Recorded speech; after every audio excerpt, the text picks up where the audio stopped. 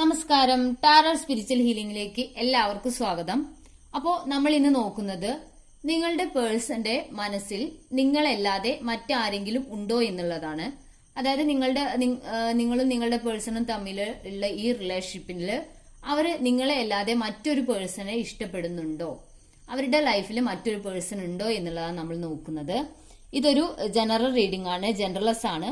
നിങ്ങൾ എപ്പോഴാണോ ഈ റീഡിംഗ് കാണുന്നത് അപ്പോൾ മുതലാണ് നിങ്ങൾക്ക് ഇത് വാലിഡ് ആയി തുടങ്ങുന്നത്.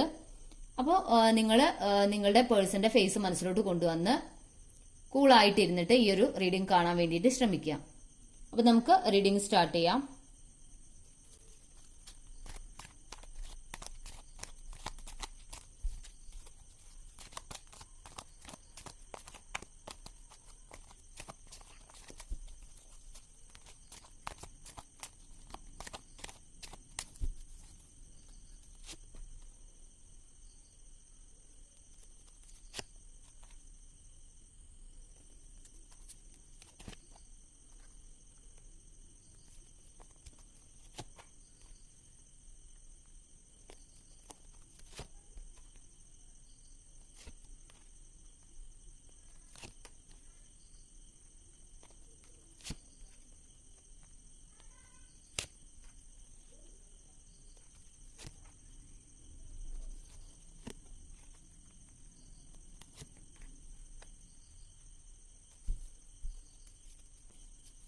ബോട്ടം ഓഫ് ദി ഡെക്ക് വന്നിട്ടുള്ളത് 5 ഓഫ് സോർഡ്സ് ആണ്.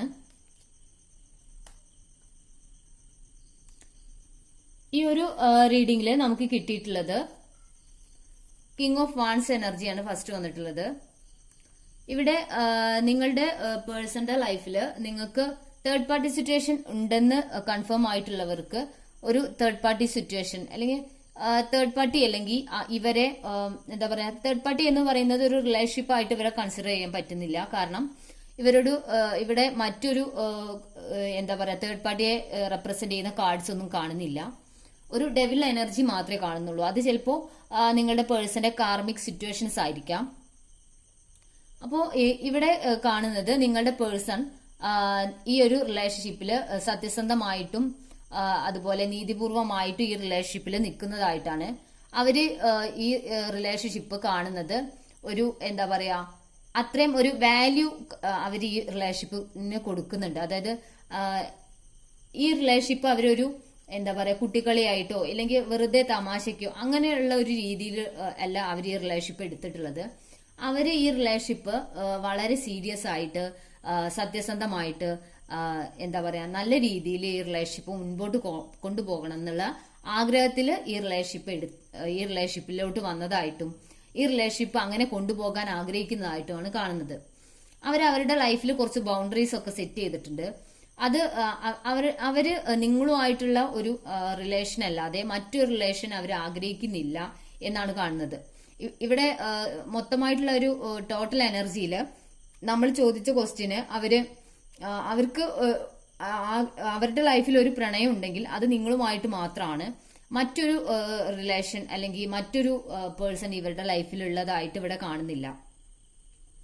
ഇവരിപ്പോ ഈ ഒരു റിലേഷൻഷിപ്പിൽ അവര് എഫേർട്ട് ഇട്ടിട്ടുണ്ടെങ്കിലും, അതായത് അവർ ഈ റിലേഷൻഷിപ്പ് നല്ല രീതിയിൽ മുൻപോട്ട് കൊണ്ടുപോകണമെന്ന് ആഗ്രഹിക്കുന്നുണ്ടെങ്കിലും അത് നടക്കാത്ത ഒരു അവസ്ഥ ഈ ഒരു റിലേഷൻഷിപ്പിലുണ്ട്. അത് നിങ്ങളും നിങ്ങളുടെ പേഴ്സൺ തമ്മിലുള്ള ഒരു കാർമിക് സിറ്റുവേഷൻ ആയിരിക്കാം. ഡെവിൽ എനർജി പറയുന്നത് നിങ്ങൾ തമ്മിൽ ഒരു എന്താ പറയാ ഇടയ്ക്കിടയ്ക്ക് ഒരു വഴക്കുണ്ടാകുന്നതായിട്ട്, അല്ലെങ്കിൽ നിങ്ങൾ തമ്മിൽ എന്തോ ഒരു അവര് പറയുന്ന ചില കാര്യങ്ങൾ നിങ്ങൾ എടുക്കുന്നത് വേറെ രീതിയിലായിരിക്കാം. അവര് മീൻ ചെയ്യുന്നതായിരിക്കില്ല നിങ്ങൾ ആക്സെപ്റ്റ് ചെയ്യുന്നത്. നിങ്ങൾ കരുതുന്നത് അവര് ഏതെങ്കിലും രീതിയിൽ എന്നെ ഹേർട്ട് ചെയ്യാൻ വേണ്ടി പറഞ്ഞതാണോ എന്ന് നിങ്ങൾക്ക് തോന്നുന്ന പല കാര്യങ്ങളും അവര് ചിലപ്പോൾ നിങ്ങളെ മനഃപൂർവ്വം ഹേർട്ട് ചെയ്യാൻ വേണ്ടിയിട്ട് പറഞ്ഞതായിരിക്കില്ല. അവർ നിങ്ങളെ വേദനിപ്പിക്കാൻ വേണ്ടി പറഞ്ഞതായിരിക്കില്ല. അവർ മനഃപൂർവ്വം പറഞ്ഞതും ആയിരിക്കില്ല. ചിലപ്പോൾ നിങ്ങൾ സംസാരത്തിന്റെ ഇടയ്ക്ക് എന്തെങ്കിലും ഒരു കാര്യങ്ങള് എക്സ്ട്രാ വരുന്നത് അത് അവര് മനഃപൂർവ്വം അല്ലാതെ നിങ്ങളോട് എന്തെങ്കിലും പറയുമ്പോൾ നിങ്ങൾക്ക് തോന്നും അത് എന്നെ ഹേർട്ട് ചെയ്യാൻ വേണ്ടിയിട്ട്, എന്നെ വേദനിപ്പിക്കാൻ വേണ്ടിയിട്ട് മനഃപൂർവ്വം പറഞ്ഞതാണെന്നായിരിക്കും നിങ്ങൾ കരുതുന്നത്. ചിലപ്പോൾ അവർ യൂഷ്വലി പറയുന്നതിനിടയ്ക്ക് അങ്ങനെ പറഞ്ഞു പോയതായിരിക്കാം.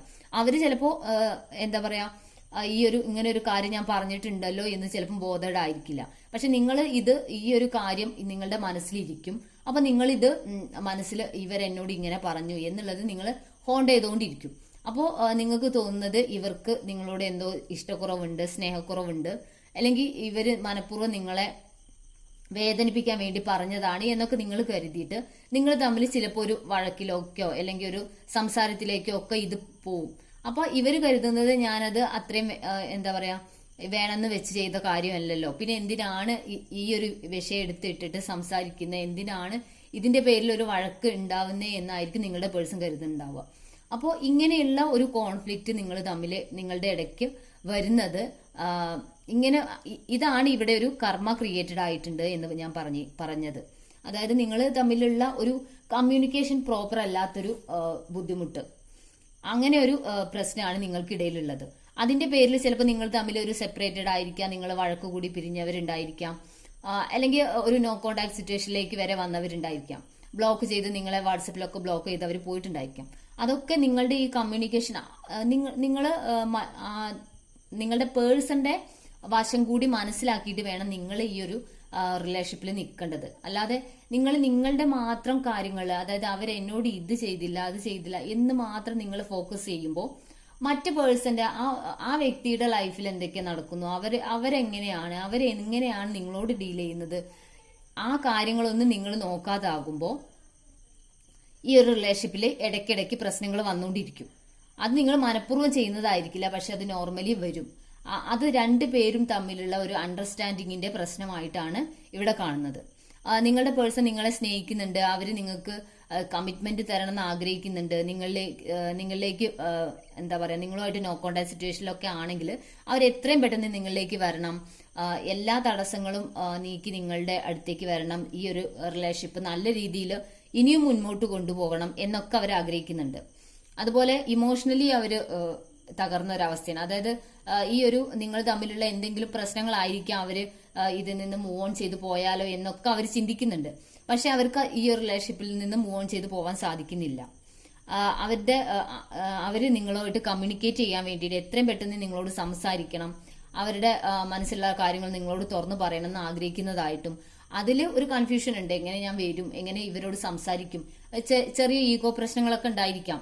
അതായത് ഞാൻ ആദ്യം വന്ന് നിങ്ങളോട്, അതായത് നിങ്ങളുടെ പേഴ്സൺ ആദ്യം വന്ന് നിങ്ങളോട് സംസാരിച്ചാൽ അത് അവർക്കൊരു കുറച്ചിലാവോ എന്നുള്ളൊക്കെ പ്രശ്നങ്ങൾ അവരുടെ മനസ്സിലുണ്ടായിരിക്കാം. ഈ ഒരു കൺഫ്യൂഷൻസ് അവരുടെ മനസ്സിൽ നിൽക്കുന്നത് കൊണ്ട് അവര് ഞാനായിട്ട് മുന്നോട്ട് പോകണോ അതോ നിങ്ങൾ വന്നതിന് ശേഷം മതിയോ എന്നൊക്കെയുള്ള രീതിയിൽ അവർ നിൽക്കുന്നതായിട്ടാണ് കാണുന്നത്. ലാസ്റ്റ് കാർഡ് വന്നിട്ടുള്ളത് 9 of Cups ആണ്. അതായത് നിങ്ങൾ ഇപ്പോഴെന്താണോ ഈ റീഡിംഗ് കാണുമ്പോഴെന്താണോ ആഗ്രഹിക്കുന്നത് ആ ആഗ്രഹം സഫലമാകാൻ പോകുന്നു. അതായത് നിങ്ങൾ തമ്മിൽ ഒരു നോ കോണ്ടാക്ട് സിറ്റുവേഷൻ ആണ്, സെപ്പറേറ്റഡ് ആണെങ്കിൽ നിങ്ങൾ തമ്മിൽ റിലേഷൻഷിപ്പിൽ നിങ്ങളും നിങ്ങളുടെ പേഴ്സണും യൂണിയനിലേക്ക് വരാൻ പോകുന്നു, അവർ നിങ്ങളെ കോണ്ടാക്ട് ചെയ്യാൻ പോകുന്നു എന്നുള്ളതാണ് കാണിക്കുന്നത്. നിങ്ങളുടെ പേഴ്സൺ ഒരിക്കലും ഈ ഒരു റിലേഷൻഷിപ്പിൽ മറ്റൊരു പേഴ്സണെ സ്നേഹിക്കുന്നതായിട്ടോ അല്ലെങ്കിൽ മറ്റൊരു പേഴ്സണോട് സ്നേഹമുള്ളതായിട്ടോ കാണുന്നില്ല. ഓക്കെ, അപ്പോൾ നമുക്ക് കുറച്ച് ക്ലൂസ് കൂടി നോക്കാം.